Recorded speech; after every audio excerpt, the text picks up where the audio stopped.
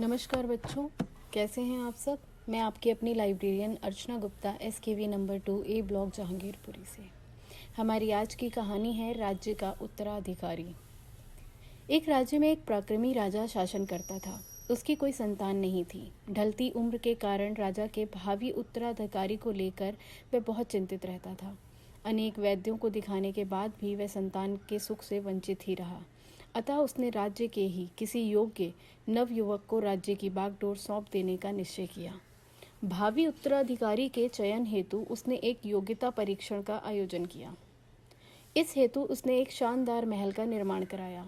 महल के दरवाजे पर गणित का एक समीकरण अंकित कर पूरे राज्य में घोषणा करा दी गई कि राज्य के सभी नवयुवक महल का दरवाज़ा खोलने के लिए आमंत्रित हैं। दरवाजे पर अंकित समीकरण हल कर दरवाज़ा खोलें। जो दरवाज़ा खोलने में सफल होगा उसे महल उपहार स्वरूप भेंट में दिया जाएगा और साथ ही उसे राज्य का उत्तराधिकारी भी घोषित कर दिया जाएगा। घोषणा के दिन से ही उस नवनिर्मित महल में नवयुवकों का तांता लग गया। सुबह से लेकर शाम तक बहुत नवयुवक वहां आते, दरवाजे पर अंकित गणित के समीकरण को हल करने का प्रयास करते, किंतु आश्चर्य की बात थी कि कोई भी उसे हल नहीं कर पा रहा था। कोई उसे लिखकर याद करके जाता या घर पर उसका हल निकालने का संभव प्रयास करता, परंतु फिर भी असफल रहते। कई दिन बीत गए। राजा के बड़े से बड़े गणितज्ञ भी उस समीकरण का हल निकालने में असमर्थ रहे। तब राजा ने दूसरे राज्य के गणितज्ञों को आमंत्रित किया। दूसरे राज्य के गणितज्ञ आए और गणित का वह समीकरण हल करने लगे। जैसे जैसे दिन ढलता गया, एक एक करके गणितज्ञ वहां से जाते गए। अंत में मात्र 3 लोग शेष बचे। उनमें से 2 दूसरे राज्य के गणितज्ञ थे, किंतु तीसरा गांव का एक साधारण सा युवक था।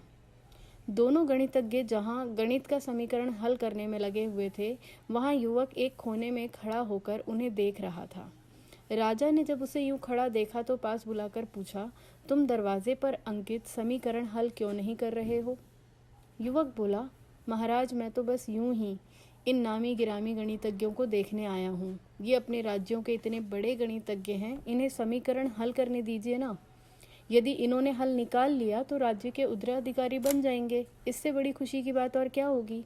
यदि ये समीकरण हल नहीं कर पाए तब मैं कोशिश करके देखूंगा। इतना कहकर वह युवक एक कोने में बैठकर गणितज्ञों को देखने लगा। पूरा दिन निकल गया, फिर शाम हो गई, किंतु दोनों गणितज्ञ समीकरण को हल नहीं कर पाए। उनके मस्तिष्क में पूरे दिन मात्र एक ही प्रश्न घूम रहा था कि आखिर इस समीकरण में ऐसा क्या है, ये कैसे हल होगा, कैसे महल का दरवाज़ा खुलेगा। पूरा प्रयास करने के बाद भी वे जब समीकरण हल नहीं कर पाए तो उन्होंने हार मान ली। तब कोने में बैठा युवक उठकर दरवाजे के पास गया, जाकर उसे धीरे से धक्का दिया। जैसे ही उसने दरवाजे को धक्का दिया, दरवाज़ा खुल गया। दरवाज़ा खुलते ही सब लोग उससे पूछने लगे कि तुमने ऐसा क्या किया कि महल का दरवाज़ा खुल गया। युवक बोला, जब मैं बैठकर सबको गणित का समीकरण हल करते देख रहा था तो मेरे दिमाग में एक विचार आया कि हो सकता है कि दरवाज़ा खोलने का कोई समीकरण ही ना हो। इसलिए मैं गया और सबसे पहले जाकर दरवाजे को धक्का दिया और दरवाज़ा खुल गया। दरवाज़ा खोलने का कोई समीकरण था ही नहीं। उसका उत्तर वहां उपस्थित राजा ने सुना और बहुत प्रसन्न हुआ। उसने युवक को महल भी दान में दे दिया और उसे अपने राज्य का भावी उत्तराधिकारी भी घोषित कर दिया।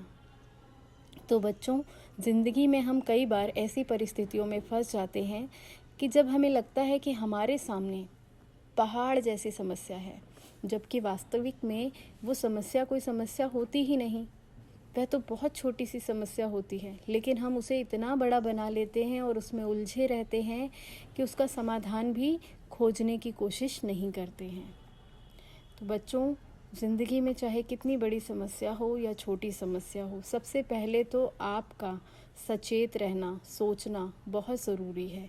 जब आप सोचेंगे तो अपने थोड़े से प्रयास के बाद ही आप बड़ी सी बड़ी समस्याओं को हल कर लेंगे।